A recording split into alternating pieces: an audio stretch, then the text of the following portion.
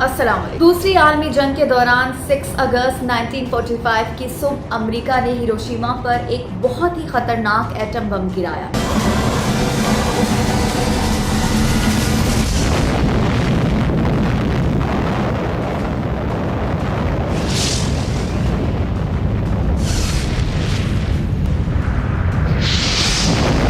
जिसके नतीजे में 1,40,000 अफराद लुक़्मा अजल बने और हजारों अफराद जख्मी और माजूर हो गए। जापान के शहर हिरोशिमा पर अमरीकी एटमी हमले को 77 बरस बीत गए हैं। दोस्तों, 6 अगस्त की सुबह जापान के इस जिंदगी से भरपूर शहर हिरोशिमा के किसी भी शहरी को इस तबाही का इल्म नहीं था जो एटम बम की सूरत में इन पर मंडला रही थी। जापान के मकामी वक्त के मुताबिक सुबह के 8:16 पर अमरीकी बमबार तैयारे B-29 ने लिटिल बॉय को हिरोशिमा पर गिरा दिया। लिटिल बॉय इस पहले एटम बम का नाम था। बम गिराए जाने के बाद दूसरे ही लम्हे 80,000 इंसान मौत की नींद सो गए, 35,000 जख्मी हुए और इस साल के अख्ताम तक मजीद 80,000 लोग ताबकारी का शिकार होकर मौत की आगोश में चले गए और जो बच गए वो जिंदगी भर के लिए माजूर होकर रह गए। सिर्फ यही नहीं बल्कि इस वाक़े के ठीक 3 दिन बाद अमेरिका ने नागासाकी पर भी हमला कर दिया।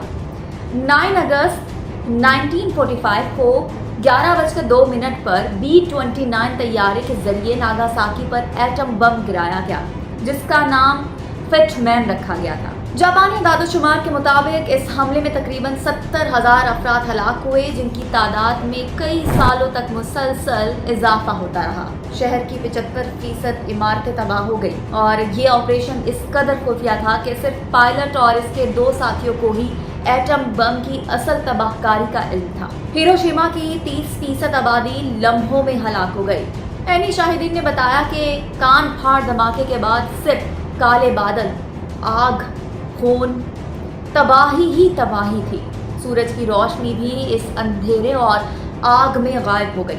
शहर में हर तरफ लाशें ही लाशें, खून और गोश्त के लोथड़े बिखरे पड़े थे जबकि मकानात शोलों की लपेट में थे।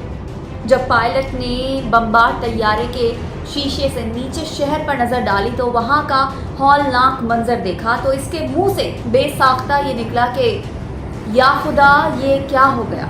दोस्तों, इस दिन को तारीख का सयाह दिन समझा जाता है।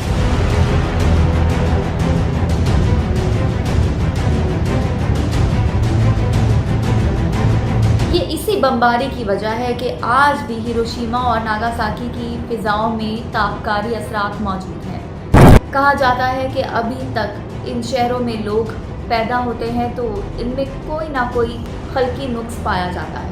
एटम बम इंसानियत के लिए इंतहाई तबाहकुन है। जब भी इसका इस्तेमाल हुआ है हमेशा इसने तबाही मचाई है। दोस्तों, इस क़यामत खेज़ लगातार 2 धमाकों के बाद अब दुनिया की नज़रें जापान पर थी कि इसका जवाबी क्या रद्द-ए-अमल होगा, लेकिन जापान बजाय इसके कि अमेरिका को मुंह तोड़ जवाब देता चुपचाप अपने मुल्क और कौम की तरक्की पर जोर देने पर लग गया क्योंकि इसको मालूम था कि जंग एक बहुत बड़ी तबाही है।